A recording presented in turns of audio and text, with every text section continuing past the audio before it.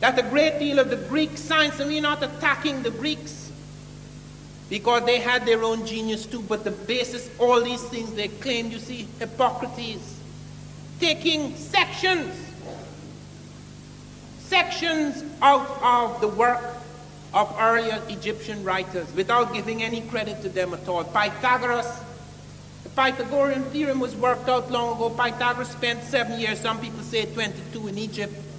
And he comes back with all this, even medical theories, and brings it all back to Greece and all the claim. All the great European scholars went to Africa. Thales of Miletus, Democritus, Pythagoras, Eudoxus. There's a whole list of them walking into Africa, picking up things from astronomy, geometry, medicine, etc., and going back home and claiming it to be theirs. Father of this and father of that, when they're the children.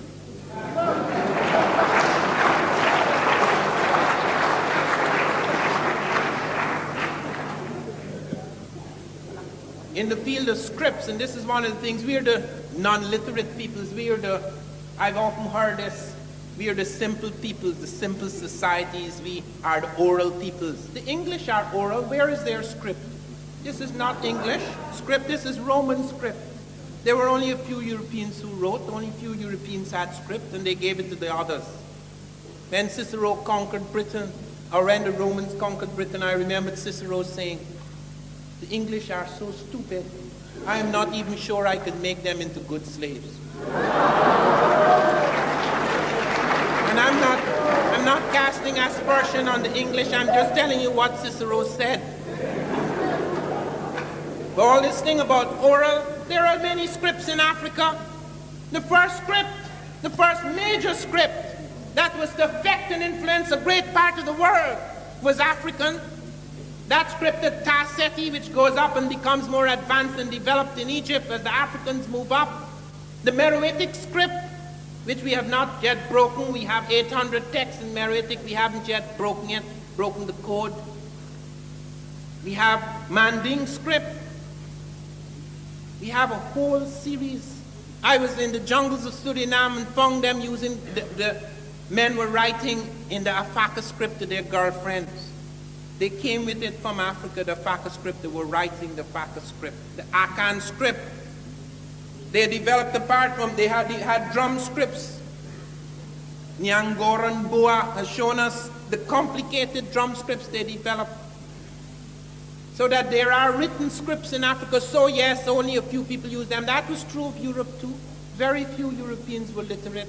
Even many medieval European kings did not write. They had this scholar caste as you had in Africa and America and in Asia. A few people wrote. It is only within recent times that you have the great mass of people educated. But it always seems, because we stand at the end, broken and defeated, that we were the last to come on the ladder. No, sir. It's just the opposite. When you go and look at their medicine, I spoke in Atlanta to the Center for Disease Control. Africans had aspirin before us. They were using Salix capensis, which is salicylic acid, the main active ingredient in aspirin. They were using tetracycline 14 centuries ago in Nubia.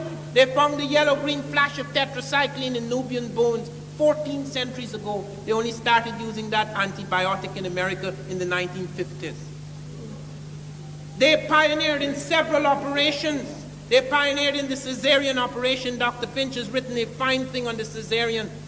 At the time when that operation was experimental in Europe, people like Dr. Felkin went into Africa and observed the Banyoro surgeons performing the cesarean, and the mother was hale and hearty after 4 or 5 days. No woman survived the cesarean in Europe in the 1870s. None.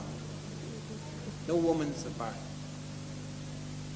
And they observed the operation, the way they stitched, the way they opened the belly, the kind of instruments they used. They observed they were using one of the instruments, the cautery iron, with such fantastic skill. It was very minor tissue damage. It caused great ruptures in the European hospitals. They found that Africans were using both anesthetics and antiseptics in their operating theaters at that time, when in Europe, Lister only introduced antiseptics 2 years earlier than the witness of this operation, which the witness said must have been going on for quite a while because the Africans were performing with routine skill what was then experimental surgery in Europe. In the 13th century, they were performing eye cataract surgery in Guinea. But when we learn about African medicine, they go to the quacks because it's exotic and primitive and nice. So you go and you picture the quack. That's why the camera lies. You take the camera out, the camera is not supposed to lie. You concentrate on the edge of a world. You pick out the quack and you listen to everything he says, all his little magic and his nonsense. He says, well, that's African medicine. You don't deal with the scientific superstructure of that medicine. If I wanted to do that to American medicine, boy, are there quacks out there. I am terrified of getting sick because I'm sure my sickness would be fatal. I have never been diagnosed correctly. As soon as I go to the diagnosis so that I could guess the worst possible scenario so I could fight against it. So when you look at medical science, you see, for example, one of the innovations that Africans were the first to use drugs to deal with hypertension and certain forms of psychotic disorder. Even one of their medicines, reserpine, comes out of the African medicine chest. They have a vast herbal pharmacology. We are only now beginning to study this and see the scientific knowledge the Africans had of plants. And when we talk about plants, they were the first in the agricultural field. Recently, there's been a big discovery which has been disputed, where they found that Wadi Kubania and Wadi Tushka in Egypt and Nubia, the earliest cultivation of cereal, wheat, and barley, etc., and this was dated about 18,000 years ago, about 7,000 years before any other civilization. It has now been down-dated. They said they made a mistake. But when they thought they were right, and that they had made a mistake, they started to excuse it. They said it is probably not true that agriculture is the basis of civilization. Could you understand what these 5 centuries have done to the consciousness of the world? That even when things are found, even when they're there, you cannot understand. Do you know how they explain the Dogon finding Sirius B? The Russians have given the best explanations because the Russians contacted me when I brought out my thing in the New York Times.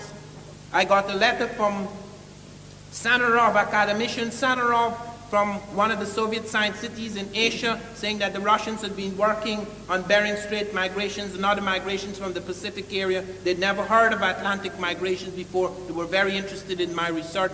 And in the communication, I asked them about what they had been doing in Egypt, what discoveries had been made on the NASA because Sadat had kicked them out. And they pointed out that Volosimo, one of their scientists, had found perfectly ground spherical crystal lenses in ancient Africa, and that the Africans had telescopes. But they didn't even bother to think that Africans had telescopes.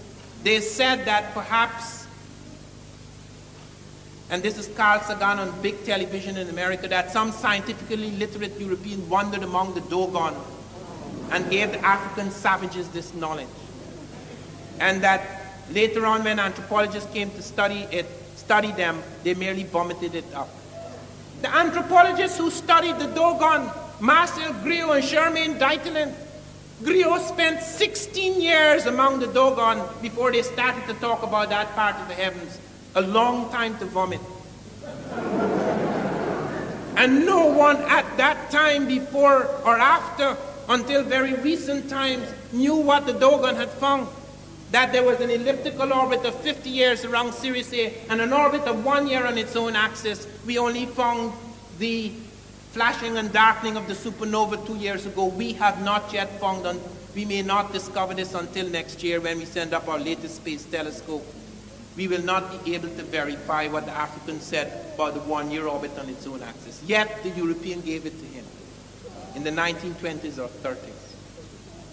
Let me shift from the African world now and touch on something in closing that I have had intimate acquaintance with. I have been one of the few blacks who was sent by the National Aeronautics and Space Administration to witness the launching of the first black American into space, Bluford. That was done in recognition of the work I had done at NASA on blacks in space science. One of the things I discovered is that not only African science is little known, but even modern science, the contribution of blacks to modern science is little known. Look at this electric light. It is true that Edison pioneered in the electric light, but Edison could only keep the light burning for about 16 hours. The man who provided the carbon filament that made light universal and practical was a black American, Louis Latimer. He literally lit London and New York. He actually supervised the lighting. He wrote the first book on incandescent electric lighting. We don't know nothing about him. A man who was to transform the economies of Britain and France in the sugar industry, the man who invented the sugar machine, which on the principle which we use today in taking those sugar crystals, taking the cane juice and transform them into sugar crystals, is a black West Indian, Jan Matsalaga. The first man to mass produce shoes in the world. They used to take a long time to produce a shoe by hand. The first shoe making machine, mass production of shoes, it was called the niggerhead machine, after its inventor, a black West Indian. Well, African. I'm just putting him back in there.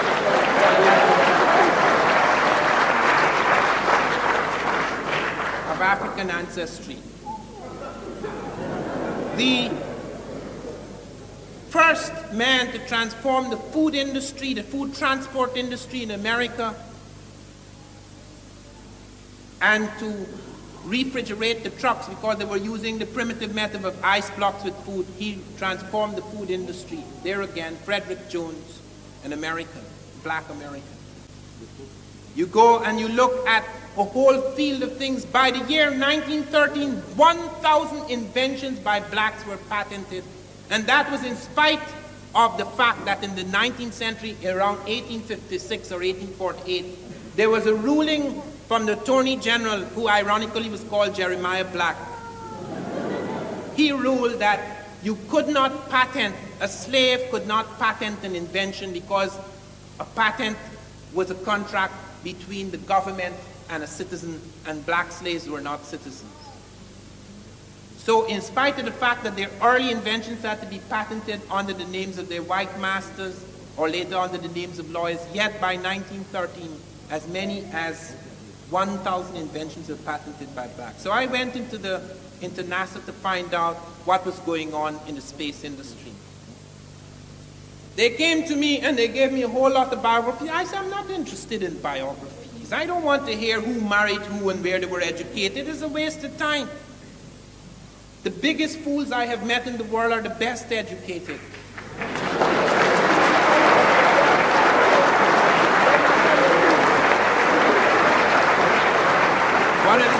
One of the things that I am most grateful for is that in spite of the fact I've been heavily miseducated for many years, I broke from it because at the root I was not a normal person. I grew up in the bush. I was not part of this civilization. From the time I came out and I looked in the city, I didn't like city people. I can adjust to them now. But there's that inherent distrust, because I found that people who had learned things from books, written in a certain way for centuries without much change, just echoing the lies of the past, knew very little about what was and what wasn't. I therefore depended on my instinct, which I tried to kill for many years, but it kept haunting me until it broke through the shell. That was responsible for my survival. The constant doubt that springs from the fact that it is impossible to totally suppress the soul of man.